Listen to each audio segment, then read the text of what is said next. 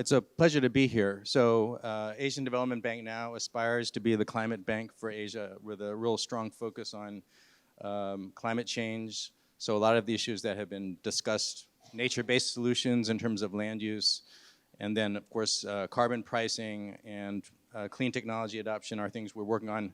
But in today's talk, I want to focus a little bit more directly on digitalization and how it is related to economic development strategy, policy, and specific development projects that we're trying to promote in the region.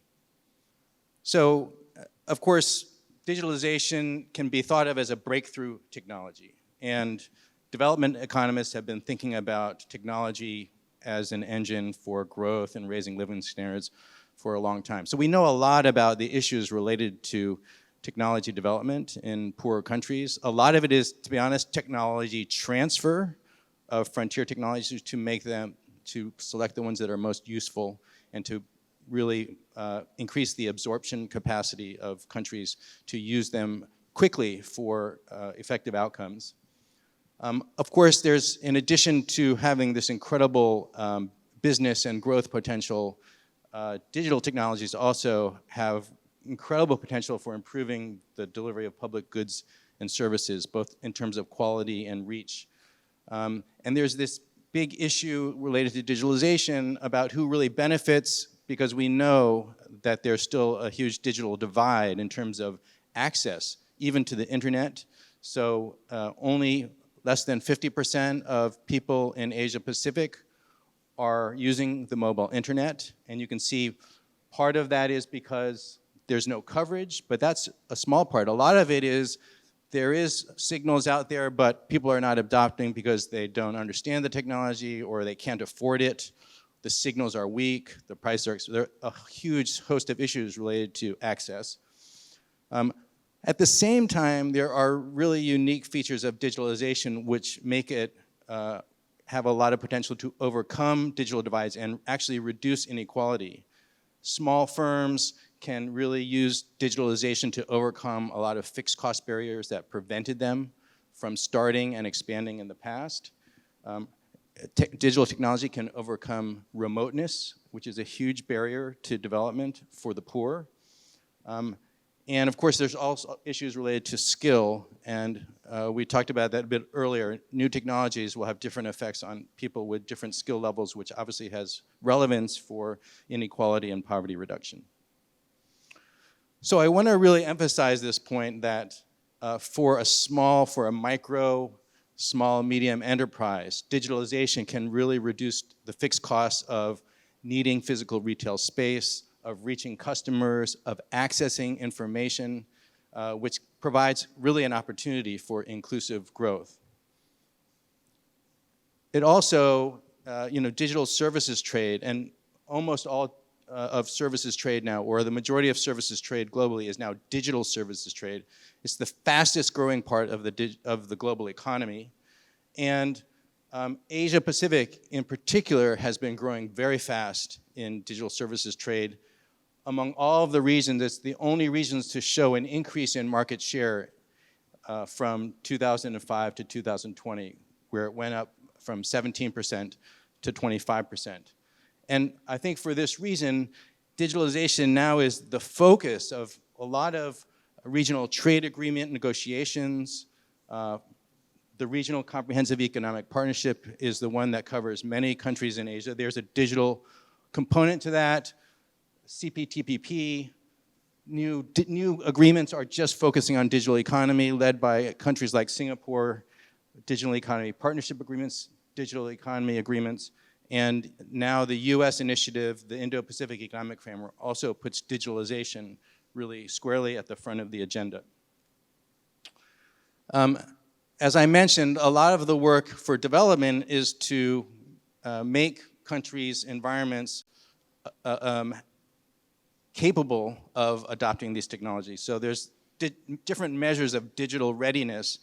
Last year, we published a report on entrepreneurship and digitalization, and we created this global index of digital entrepreneurship system, an index that has 8 pillars related to regulations, physical infrastructure, market conditions, human capital, knowledge creation, finance, networking support.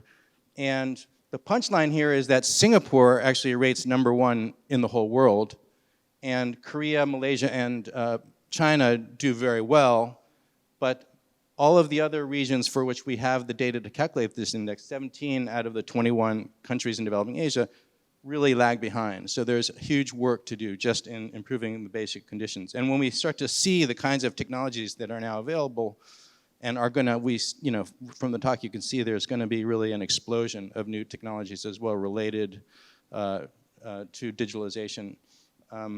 If countries aren't ready to receive them, it's gonna put them further and further behind. So at Asian Development Bank, to try to operationalize how we support development goals, we've defined 7 operational priorities.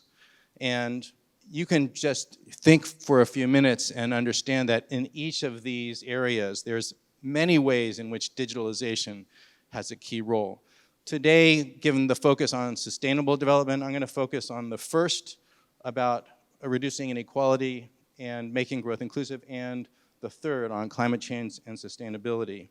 But we're very active in all of these areas.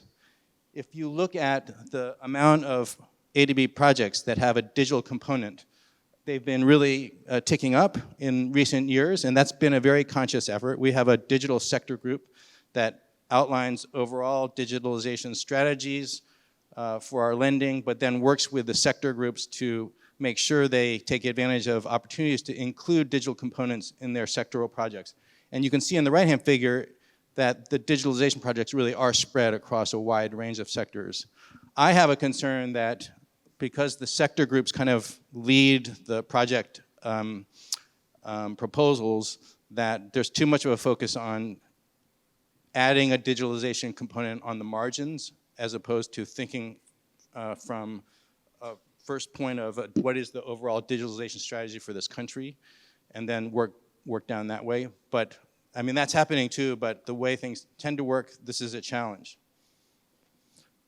In a report last year that focused on digitalization and climate and environmental goals, we outline an ecosystem of digital technologies where we divide technologies into 3 stages, where the first stage are the ones that are pretty well known. We kind of know what they can do, and we're using them in a fairly mature way. But the second and third ones are still ones where we're probably going to see use of these technologies increase dramatically in the future. And it may actually take some time for some of these technologies to be really adopted. So let me talk about inclusivity first, and just give a few examples. So one thing we're doing in the research department is using poverty mapping, to do poverty mapping using satellite imagery and AI algorithms to try to get very detailed, isn't a very clear map, it's better on my slide. And we have we've done this in the Philippines and in Thailand as pilot projects, and we're continuing to try to incorporate more and more big data. This is not an ADB example, but India, who is now hosting the G20, is really promoting the India Stack, which was the former name. Now it's been relabeled Digital Public Infrastructure, or DPI, as a model for other countries to promote digital inclusiveness. I don't know if you've heard about this. It includes a biometric identification system, Aadhaar, as well as a public kind of digital payment facility, and a security feature where individuals, it basically allows any company or individual to really use this public platform to very easily have secure financial transactions with different providers, and has resulted in a huge increase in people around the country getting access to various public and private digital services. Another issue which is kind of still in the design stage but is being discussed quite a lot is central bank digital currencies, and we've been supporting dialogue in this area. This has a possibility to really reduce the cost of financial transactions, which often are very high for the poor. So for instance, remittance, when migrants want to remit money back, they often have to pay a very large percentage fee for that remittance, but a nationally issued digital currency could really make that go almost to zero. So the other big area is climate. And ADB is very active in thinking about mitigation efforts as well as adaptation efforts, and operationalized through a focus on a number of areas such as clean energy, sustainable transport, agriculture, disaster resilience, and then basic urban amenities management. So recently, the most success that ADB has in increasing digitalization projects has been actually in water projects.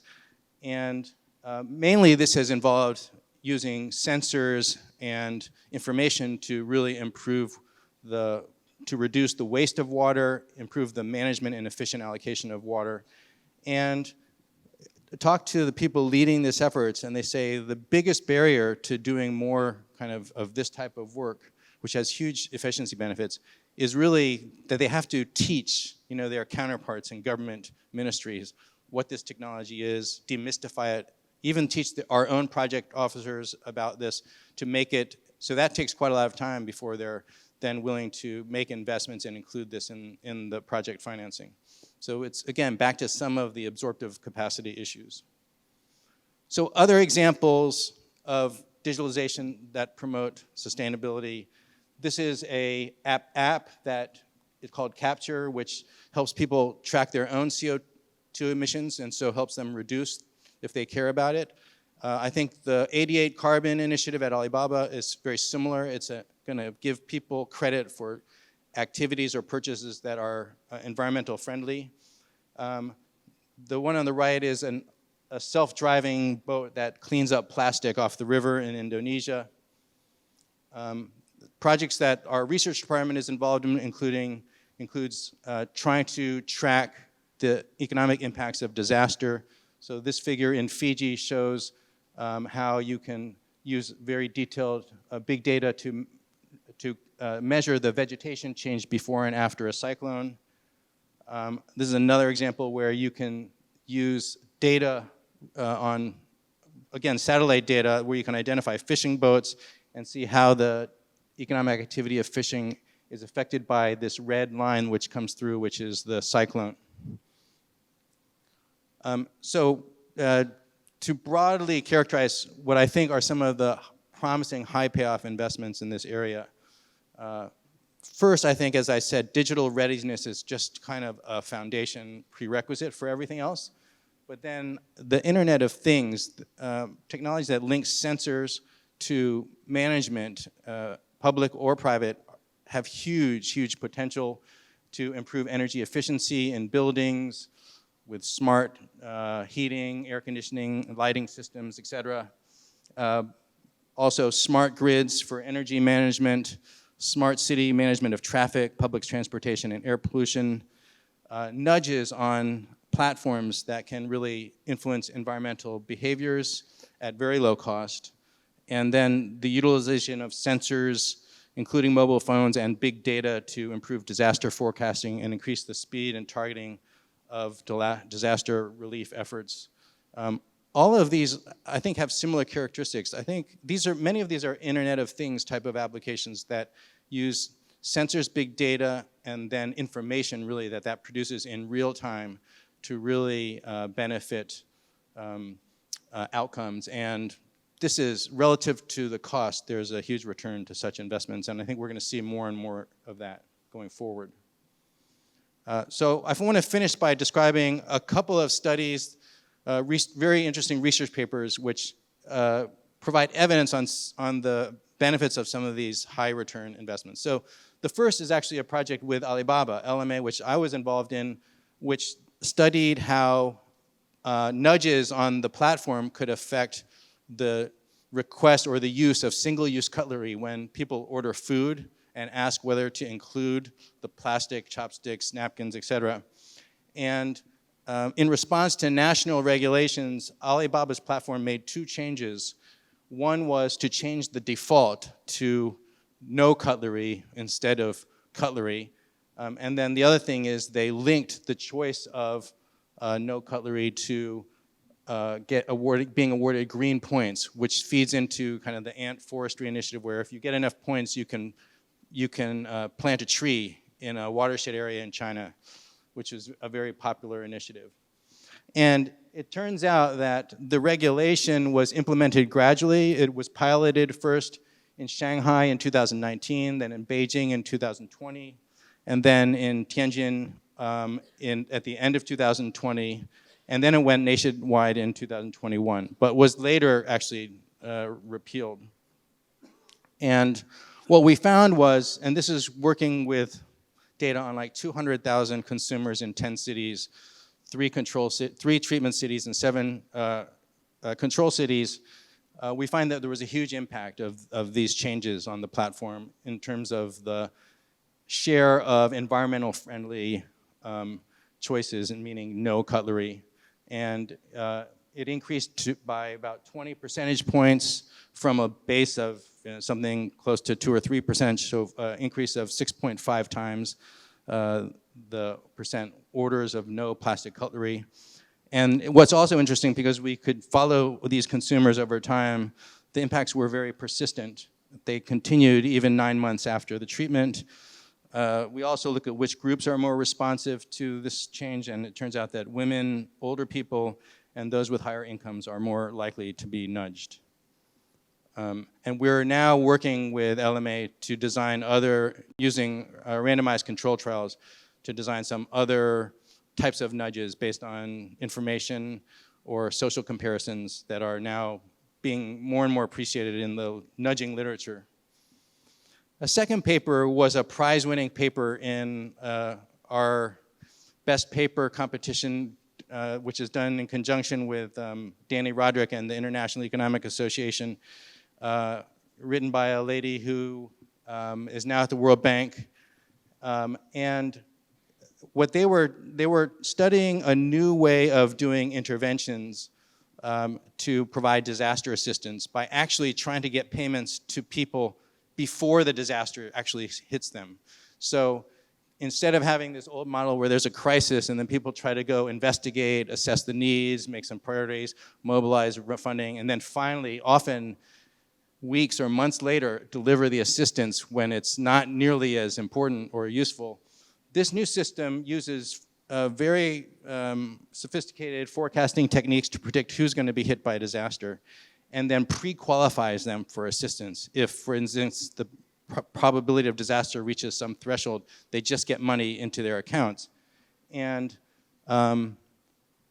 this is a program being piloted by the UN in a number of places. They did a rigorous evaluation of this in Bangladesh when there was a big flood a year or two ago.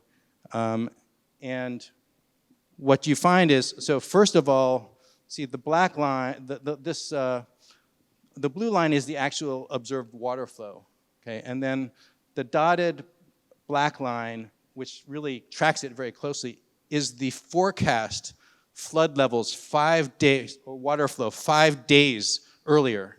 And so you can see the forecast 5 days earlier are quite accurate.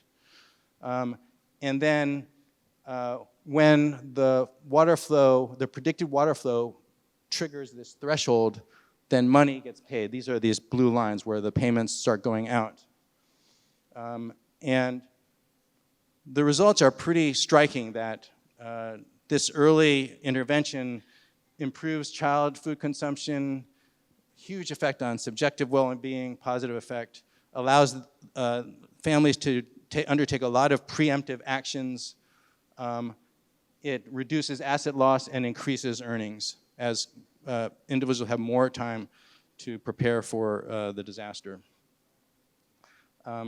And what's also interesting is if you have a good digital payment system, one of the problems of this program was that a lot of the families affected by disaster didn't have a digital account, so couldn't be paid very easily through the channels available. So that really leaves them out of this rapid response. So again, digitalization matters both for the intervention, but also for the delivery of the payment. Okay, so let me just conclude with a few thoughts. So one is that there's obviously huge potential, and really those digital technologies from AI to Internet of Things, really almost all new technology is digital technology or is being delivered digitally. So it's really about the future of innovation in a way. The range of digital technologies and potential investments is really vast. So it makes it important for governments and donors and NGOs to really think strategically, setting priorities for where the highest return investments and the least risk investments are, but also really thinking about empowering the private sector that can handle many of the adoption issues, and creating a strong ecosystem for digital innovation and adaptation. But also, I think it was a point that Chris made in his talk, you really need to think about incentivizing socially beneficial innovations in a way that you can, at least on the margins, fill in some of the spaces where there really is opportunity, but maybe the preparation or the financing or the market is not as well developed as it needs to be for people to act on those opportunities. Thank you very much.